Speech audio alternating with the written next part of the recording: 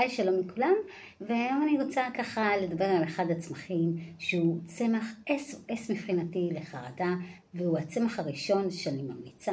כמובן שיש קשת שלמה של צמחים ושמנים וכלים ועזרים, אבל מבחינתי הצמח שאני קודם כל נותנת אותו כ-SOS, גם כשימוש שהוא צמח שהוא עומד לבדו, זה צמח הווליריאן.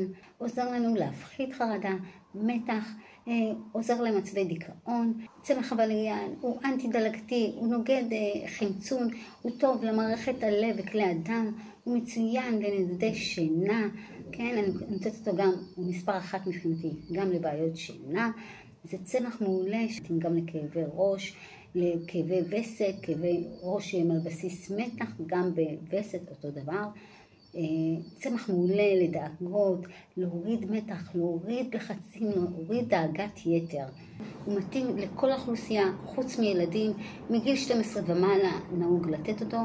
אין בעיה עם נשים בהיריון, כמובן שבהנקה לא לתת אותו או להתייעץ. אם לוקחים תרופות, להתייעץ, לא לקחת סתם ככה, אבל זה צמח מצוין. הוא מגיע גם בכמוסות, גם בנוזל, גם כשורש שאפשר לשתות אותו באמת בתה, כחליטה. את השורש אפשר להרתיח קצת במרתח, אבל אני תמיד אעדיף תמציות של צמח, תמציות נוזליות של טינקטורה. לוקח לו קצת זמן להשפיע, הוא לא ביום אחד.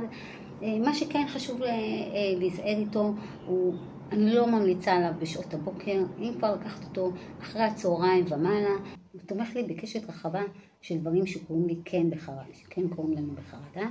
אז זה צמח מעולה, אני ממליצה עליו. זהו, שיהיה לכם יום טוב.